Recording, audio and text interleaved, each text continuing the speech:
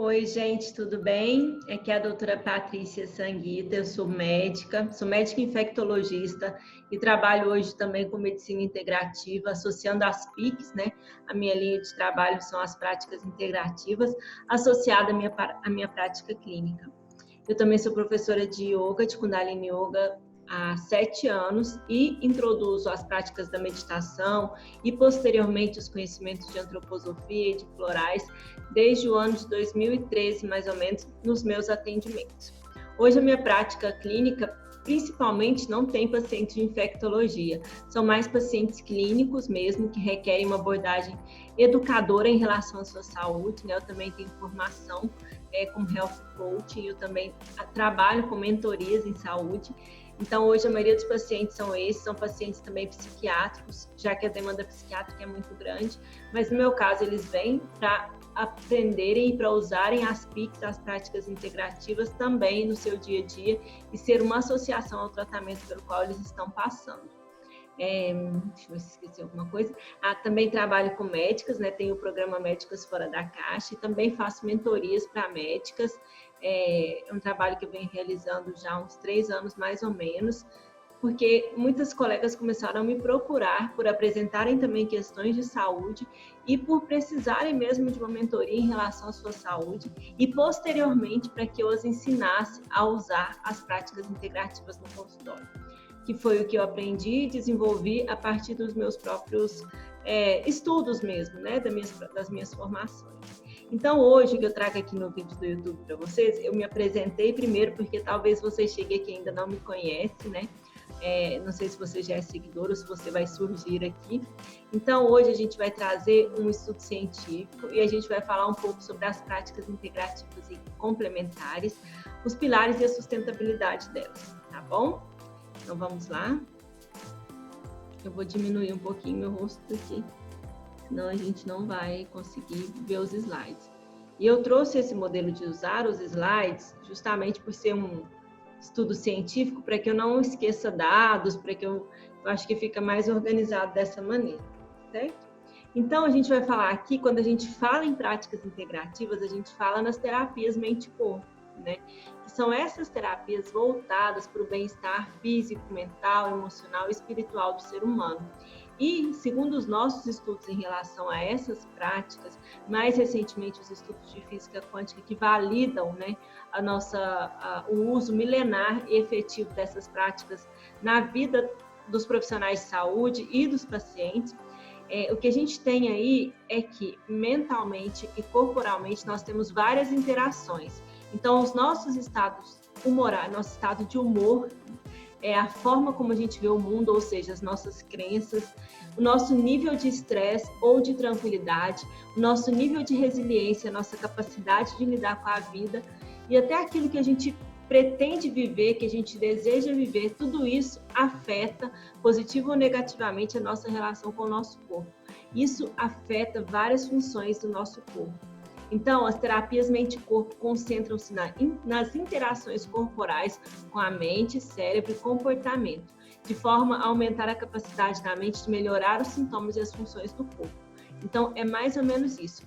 A gente tem uma linha de estudos bem profundos, que é a psicossomática, e eu diria para você que dentro dos meus estudos hoje, dos meus conhecimentos do yoga, né, que são conhecimentos milenares, que eu já não discuto mais, porque no começo eu falava que eu duvidava de tudo, né?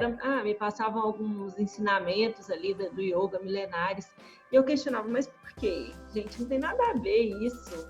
Onde está escrito isso? Cadê o artigo que fala sobre isso? Eu quero estudar mais profundamente e tal. E eu vejo hoje que nem tudo a gente vai conseguir dosar a partir da forma como nós fazemos ciência. Porque a forma como nós fazemos ciência, que é muito justa, funcional, resolutiva, ela não consegue abordar todos os aspectos da integralidade do ser humano. Então, eu sempre vou trazer estudos científicos aqui para vocês, mas eu já de antemão, falo com vocês o seguinte: nem sempre e nem tudo a ciência vai conseguir explicar. E hoje a gente tem uma grande facilidade que é São esses estudos das micropartículas, né, que mostram essa interação das pequenas coisas, o mundo das pequenas coisas, os estudos de física quântica que finalmente chegaram aí no nosso nível de saúde e que chegaram quase 200 anos depois de começarem a ser estudados em outras áreas. Então, a gente sempre está um pouquinho atrasado quando se relaciona à mudança de paradigma. Então, voltando aqui, a gente vai falar sobre essas práticas integrativas milenares. E eu vou trazer um estudo científico que eu gosto muito, que é sobre o uso e os benefícios dessa prática nos pacientes em cuidados paliativos, ok? Então, práticas integrativas nada mais são do que essas práticas, já falei ali, mas vou repetir o conceito. Essas práticas milenares que são associadas aos tratamentos para melhorar nosso bem-estar físico, mental, emocional e espiritual. É uma abordagem integral do ser humano. Então, a gente percebe aí que, por exemplo, duas práticas muito conhecidas, duas medicinas, né?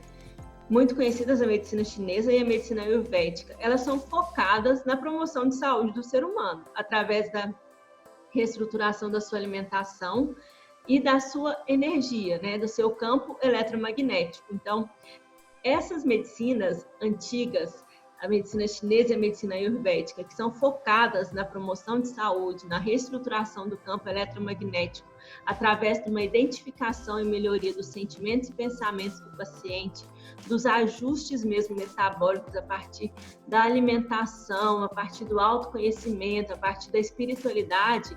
Essas medicinas, elas são milenares e elas nunca mudaram. Não é engraçado isso? Elas são as mesmas há mais ou menos 5.000 anos e a nossa medicina muda todo dia. Né? O que será que isso pode nos dizer? Né? Já nos levar para um pensamento sobre a efetividade ou não da nossa própria medicina, que é tão nova, né? Que a ciência é tão nova perto desses conhecimentos milenares, que hoje, como eu falei para vocês, eu respeito tudo.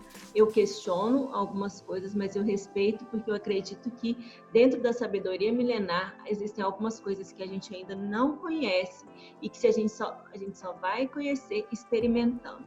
Por isso, as práticas integrativas, a primeira coisa que eu trago aqui para vocês é preciso experimentar.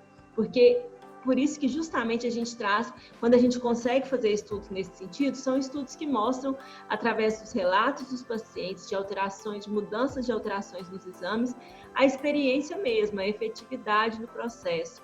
Então, por exemplo, se eu faço um exercício de meditação, eu experimento algo que me fez bem e eu sei que aquilo me fez bem, e ninguém tira isso de mim. Ah, mas isso não está escrito em lugar nenhum, mas eu sei que eu vivi essa experiência, entendeu? Então, quando eu falo sobre ir para a experiência, é nesse sentido, da gente experimentar, da gente viver a experiência através das práticas. E eu acredito que se você está aqui comigo, você provavelmente tem interesse nas práticas, já conhece, já experimentou, ou acredita realmente e sabe que nós, seres humanos, não somos unicamente esse corpo aqui que anda pelas ruas, que conversa aqui com você, nós somos muito mais que isso, né? Então, as práticas integrativas, elas visam esse resgate do ser humano como um ser espiritual vivendo uma experiência física. Praticamente todas elas olham para o ser humano como um ser energético, vivendo essa experiência física na matéria. Então, o energético primeiro ali, o micro, como eu falei para vocês, no átomo, ele mudando ali a frequência dos elétrons, você consegue reverberar isso na mudança da matéria como um todo. Não faz sentido para a gente, se a gente for pensar a nível de que, enquanto átomos que somos, nós temos uma eletrosfera que é praticamente energia e um núcleo que praticamente nem existe, porque ele, quando sendo dividido, ele chega num lugar que é pura energia. Se nós pensarmos assim, nós somos seres energéticos. E essas tradições milenares, elas pensam dessa maneira. Então, por exemplo, nós temos o sangue correndo pelas nossas veias, nós também temos ali os nadis, né, que são os canais energéticos que correm também ao longo do nosso corpo, paralelos praticamente ao nosso sistema sanguíneo e ao nosso sistema linfático. Então, por exemplo, a acupuntura age nesse lugar, desbloqueando os canais energéticos. Algumas práticas do yoga também, né? Muitas práticas ligadas a toque também, né? O EFT, que eu gosto muito de usar também, porque são toques em lugares específicos que desbloqueiam esses canais energéticos. Então, só trazendo um pouquinho dessa parte teórica mesmo. Então, como eu falei, nós não temos como falar sobre práticas integrativas e complementares sem entendermos a visão da espiritualidade. Que a espiritualidade ela faz parte da natureza humana, devendo ser desvelada pela vivência e pelas descobertas individuais.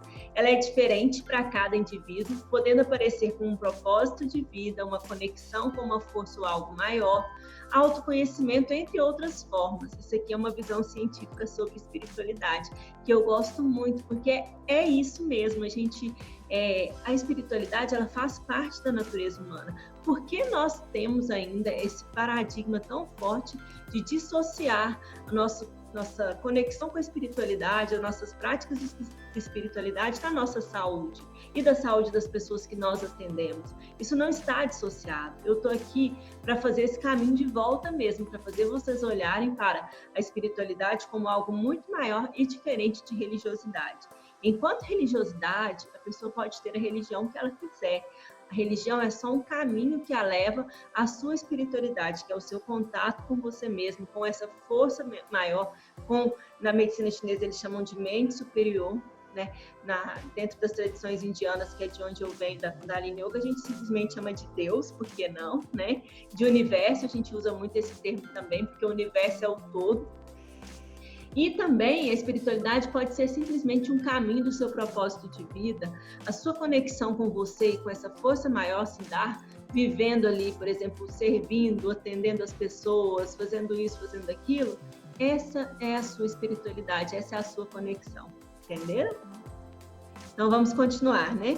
A gente tem hoje as práticas integrativas no SUS, né? São oferecidas ali gratuitamente, homeopatia, yoga, fitoterapia, acupuntura, reiki. Então a gente tem práticas energéticas, várias práticas ali sendo oferecidas, mais recentemente os florais. E a gente sempre vê essas práticas sendo ameaçadas por conversas. Isso aí não é científico, isso aí não serve para nada. Então, assim, nós sempre teremos que lidar com essas posturas, porque essas posturas são desse velho paradigma ainda de ver só um lado. E aí eu te pergunto, né? Aqui são as políticas no Brasil, né? A gente teve em 2003 o início de uma construção da Política Nacional de Práticas Integrativas e Complementares, que foram as primeiras reuniões, os primeiros encontros para desenvolver isso, regulamentar, né? Algo que sempre aconteceu. E a gente tem, a partir de 2006, no SUS, né? A Política Nacional das Práticas Integrativas. Aqui na minha cidade a gente tem um centro muito legal do SUS de práticas integrativas, onde eu estagiei durante um tempo, quando eu fiz uma formação em práticas integrativas lá, né, na linha da antroposofia, e eu pude trabalhar ali com meditações terapêuticas, eu pude ver a efetividade na vida de pessoas simples que não teriam talvez acesso a esse momento de entrar em contato consigo mesmas, e a resolutividade tremenda desses projetos. E mais importante que isso, o quanto são baratos, né? O quanto é engraçado, né? Por que a gente menospreza aquilo que realmente é simples, né? Por exemplo, você faz uma meditação, te ensina a meditar, aquilo vai trazer um custo-benefício, vai aumentar tanto a sua qualidade de vida, e é algo que você vai fazer sozinho, vai gerar autonomia em você, você vai se desenvolver mais, você não tem que pagar nada para ter acesso a isso, é algo que se você aprende, você vai fazer sozinho, entendeu? Então, talvez é muito interessante, porque recentemente eu ouvi alguns comentários, li alguns comentários sobre ataques, né, às práticas integrativas no SUS, ataques em que falavam que as práticas integrativas elas não serviam para nada e elas eram caras. Só que quando foi se mostrar realmente os dados econômicos, foi visto que, por exemplo, os ambulatórios de práticas integrativas, eles gastam aproximadamente 0,08% do que se gasta com saúde hoje em hospitais de alta complexidade, em remédios absurdamente caros, em pronto atendimentos que geralmente funcionam muito mais ou menos. Ou seja, o nosso foco ainda é a doença, né? O paradigma antigo ainda foca na doença. E as PICs vêm para nos ajudar a resgatar o foco no novo paradigma, que é a saúde. que é viver a promoção de saúde. Então, o que as práticas integrativas e complementares fazem por nós é nos ajudar a acessar um lugar de autoconsciência que nos leva para a saúde, que nos leva para buscar cada dia mais qualidade de vida, para lidar melhor com a vida como um todo. E isso, de fato, é o que faz diferença se a gente vai adoecer mais ou menos, entendem? Vocês sabem disso, porque vocês veem isso todo dia também nos seus atendimentos aí, ou no SUS, ou nos seus consultórios, o quanto os estados emocionais, o quanto o estresse, o quanto isso faz diferença na vida dos seus pacientes, o quanto isso reverbera em saúde, em doença psicossomática, em tentativas de autoextermínio, em doenças psiquiátricas, enfim, não é verdade? Então, as PICs estão aí para nos ajudar a resgatar a essência da saúde aqui enquanto população. E eu vejo que, quando eu compartilho isso com vocês, eu me sinto vivendo no meu propósito, porque eu me sinto aqui, nesse momento, nesse lugar, justamente para compartilhar tudo que eu já venho estudando e praticando sobre a efetividade das práticas integrativas e complementares.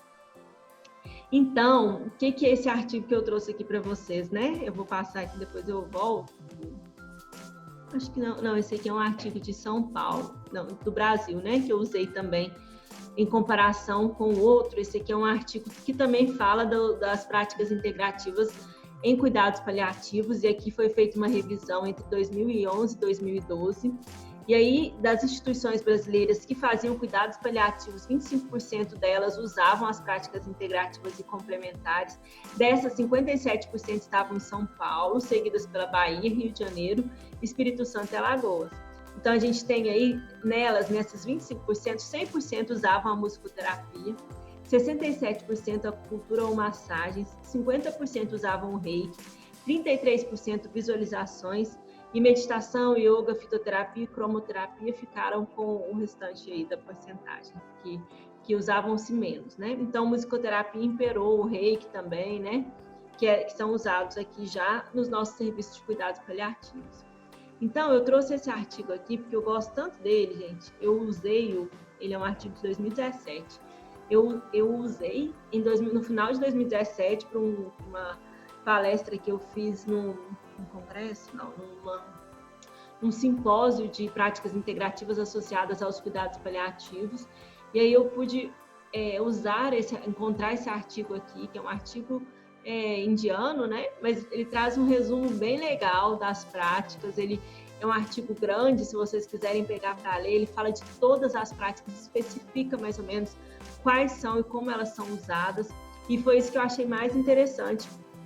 E ele faz um artigo de revisão, e aí ele traz revisão de todas essas práticas. Por exemplo, ele traz muitas revisões, não sei quantas efetivamente, do yoga, da meditação, da biofeedback. Então, ele faz revisões da hipnose, de várias práticas que podem ser usadas, né?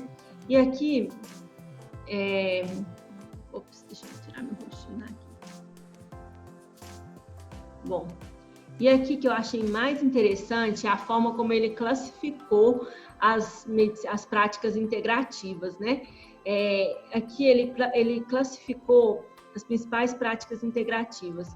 O Instituto Nacional de Centro de Saúde para Medicina Alternativa e Complementar classificou em 5 domínios. Então, aqui entra o domínio dos produtos naturais, o domínio das práticas mente-corpo e outros domínios, né? Então, aqui ele até fala, as terapias naturais baseadas em produtos, práticas manipulativas e corporais, a medicina energética e sistemas médicos inteiros, né? Então, aqui, ele agrupa, por exemplo, as práticas baseadas em produtos naturais, que são vitaminas, reposição de minerais, de probióticos, né, de ervas mesmo. Aqui entra a fitoterapia e aqui entra muito aquela parte hoje que as pessoas chamam de medicina integrativa, que trabalha com a reposição de minerais, com a reposição de vitaminas, né, que as pessoas dão o nome hoje de medicina integrativa. Que, na verdade, quando a gente fala que é médico integrativo, as pessoas acham que a gente fala só isso aqui, porque é o que tem se passado, né? Então, as práticas mente-corpo, elas realmente imperam, que são realmente as PICs, são ligadas às práticas mente-corpo. E aqui a gente entra yoga, quiropraxia, massagem terapêuticas, meditações, acupuntura, técnicas de relaxamento, Qigong, que eu não conheço, Tai Chi, hipnoterapia, técnica de toque, né? Terapias de movimentos, e, enfim. E aí a gente tem outras que são a medicina ayurvédica, a medicina tradicional chinesa, a homeopatia e a naturopatia. Então, essas aqui são as principais práticas que ele classificou ali, todas elas, no artigo eles descrevem uma por uma, é bem legal mesmo, assim, recomendo que vocês leiam o artigo todo. Ele está disponível no PubMed, tá? Eu acho que ele está disponível gratuito, inclusive. E aqui, essas aqui são as práticas que ele principalmente cita, né, e percebe efetividade nos pacientes em cuidados paliativos. Então, são as práticas de biofeedback, que não sei explicar direito, é como se fosse uns eletrodos, né, que são ajustados para acessar novas frequências mentais e fazer mudanças de estados mentais, é algo assim, que eu não conheço direito, por isso que eu estou falando por cima. A hipnose, que também não conheço muito, mas que ele fala muito da hipnose lá, parece que o trabalho com a hipnose é muito positivo. Essa progressiva muscular relaxa.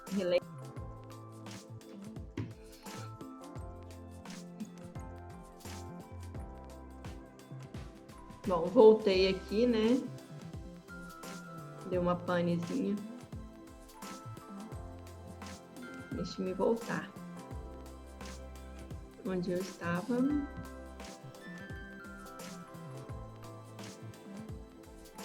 Bom, então, voltando aqui, a gente tem aí o biofeedback, como eu falei, hipnose,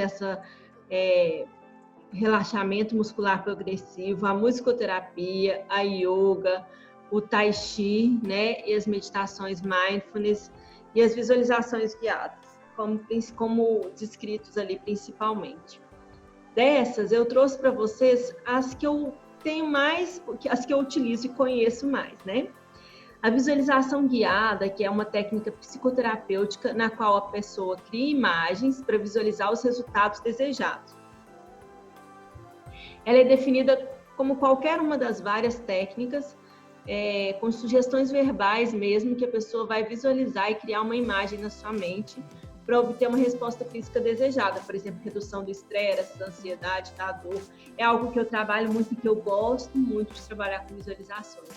Por quê? Porque a gente muda o estado emocional do paciente. Por exemplo, você tem aí um paciente com um quadro de dor crônica, né, que já não responde bem aí com a morfina, por exemplo, com, sei lá, com os tratamentos convencionais. E aí você vai levar esse paciente para um estado de consciência um pouco diferente através da meditação, e ali você vai ajudá-lo a visualizar uma vida leve, por exemplo, visualizar ele caminhando, tranquilo, sorrindo, e fazer com que ele sinta isso, e com que ele fique o maior tempo possível, sentindo, por exemplo, a alegria de visualizar uma imagem que ele está bem, entendeu? Isso aí se mostrou muito positivo, aqui mostra os resultados, né? Ela tem sido amplamente utilizada para determinar o efeito em vários sistemas fisiológicos e condições de saúde, como fibromialgia, distúrbios cardíacos, reabilitações de AVC, esclerose múltipla, cistite intersticial, câncer e dor. Tem até um livro que se chama Imagens que Curam, eu não sei agora o autor, você vai achar provavelmente em sebo, eu acho, que ele traz isso sobre a importância de trazer imagens e visualizações que criam uma nova realidade para a pessoa. E não é só criar uma imagem no pensamento, a pessoa tem que sentir e se visualizar dentro daquela imagem, trazer o sentimento, por exemplo, de alegria, de relaxamento, de paz, de gratidão, porque é esse sentimento que muda ali a frequência necessária para que realmente o seu corpo responda de outra maneira, entendeu? Então, é mais ou menos assim que funciona. Então, foi visto o papel da imagem no gerenciamento de sintomas relacionados ao câncer, como dor, qualidade de vida, náuseas, vômitos, ansiedade, fadiga e estresse. Então, ela pode ser usada como uma terapia de suporte, né? Assim, aqui mostra também uma outra revisão em que teve uma diminuição da dor ligada as imagens guiadas, né? Então, assim, esses pacientes com câncer, esses pacientes que lidam com quadros muito sérios, a gente pode usar as visualizações e ensiná-los a fazer as visualizações, porque ao longo do tempo, essas visualizações elas vão estimulando novos lugares do nosso cérebro e vão fazer com que a parte emocional, por exemplo, da dor, ela seja diminuída drasticamente, entendeu? E a gente sabe que a dor tem vários aspectos, né? Por exemplo, falando aqui da dor, entendeu? Bem legal, né? A yoga, né? Que é uma prática que eu super recomendo. Foi assim que eu cheguei nas PICs, através do yoga, para diminuir o estresse da residência médica e para que eu pudesse, sei lá, ficar menos instável emocionalmente. Deu certo, me ajuda muito. Hoje eu não fico sem meditar todos os dias, eu tenho a minha prática de meditação.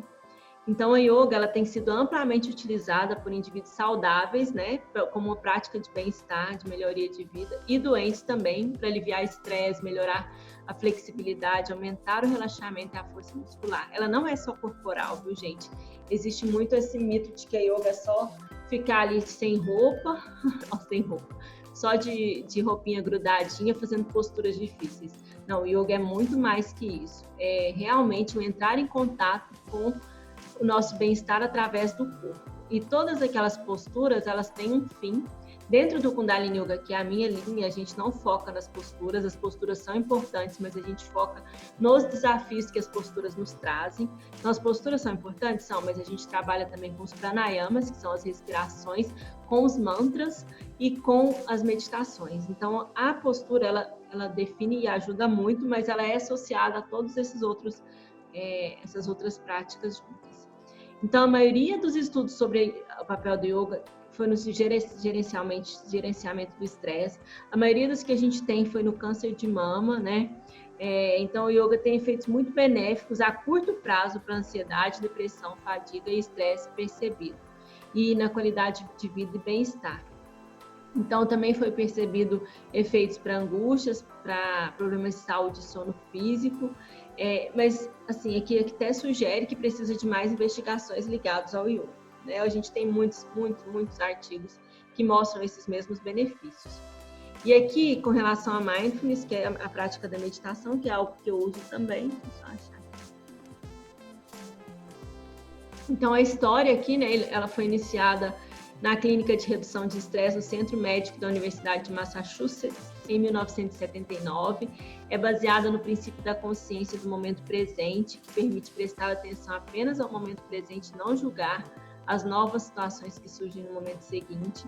Então, a gente tem aqui uma meta-análise de 29 estudos que demonstrou a redução da ansiedade, do estresse, da angústia, da depressão e melhoria da qualidade de vida de indivíduos saudáveis.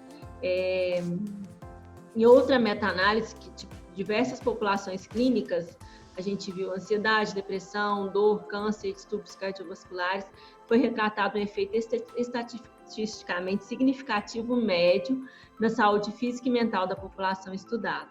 Então, o que a gente viu como benefícios da meditação mindfulness? Na qualidade de vida, na qualidade do sono, na ansiedade e na melhora cardiovascular, principalmente. Faltou um I ali, cardiovascular. Tá certo? Então, assim, são muito promissores esses estudos, né, gente? Eles trazem muito pra gente. Aqui a musicoterapia também, que lá naquele estudo brasileiro tem tanta importância, né? Aqui são os estudos que foram mostrados, e aí a maioria deles em efeitos positivos, efeitos positivos inclusive na anorexia, melhora de sintomas relatados, redução da dor em pacientes de cuidados paliativos. Então, os efeitos da musicoterapia são também muito positivos. E aí, finalizando, o que foi concluído desse artigo? Né? Que os benefícios das práticas integrativas nos cuidados paliativos de pacientes oncológicos tiveram principalmente uma promoção do relaxamento, uma oportunidade de um contato maior entre o profissional e o paciente, porque, querendo ou não, quando a gente usa as práticas integrativas, a gente entra mais no mundo do paciente, o paciente se interage melhor com a gente, nós desenvolvemos uma maior empatia. evitar isolamento e depressão, sabe? Ficar só pensando na doença, só no problema. Facilitar a interação também entre o paciente e a sua família e potencializar os efeitos dos medicamentos no controle da dor. Então, a gente tem isso aí como efeitos gerais que foram trazidos por todas aquelas práticas integrativas que foram apresentadas. Mas a gente viu também efeitos na redução do estresse, né, da melhora da qualidade de vida, na redução da ansiedade, tudo isso ligado ao adoecimento.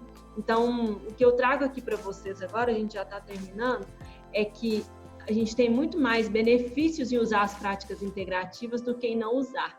E os níveis de evidência 1A, né? Então, a maioria das práticas integrativas, elas não causam danos importantes com níveis de evidência científica 1A. Então, a gente pode usar, a gente deve aprender a usar a meditação, por exemplo, que é algo que eu ensino, que é muito simples, a gente pode aprender a usar a meditação, e eu falo, essa pessoa fala, ai meu Deus, mas eu não tenho nenhuma formação em meditação, como que eu posso usar? Aprende em você, faça aí uma meditação, começa em você, faz aí uns 30, 40 dias daquela prática, domina aquela prática em você, uma prática simples de respiração. A gente tem aqui nesse canal um outro vídeo que eu falo sobre meditação, em que eu ensino uma prática lá. Pega aquela prática, domina ela e depois ensina para o seu paciente, entendeu? Assim você já vai começar a ajudá-lo de forma mais precisa, tá certo? Então, por hoje é só. Compartilhei um pouquinho dessa percepção sobre as práticas integrativas, da minha percepção enquanto profissional que trabalho com elas, da percepção desse artigo científico aqui que trouxe os benefícios nos pacientes em cuidados paliativos e da percepção de uma forma geral de como isso está inserido dentro do nosso serviço médico de saúde. Tá bom? Um abraço para vocês, até o próximo. E se você tiver gostado, compartilhe com as pessoas que possam usar também, que trabalham com práticas integrativas e que possam gostar também, tá bom? Até mais, obrigada.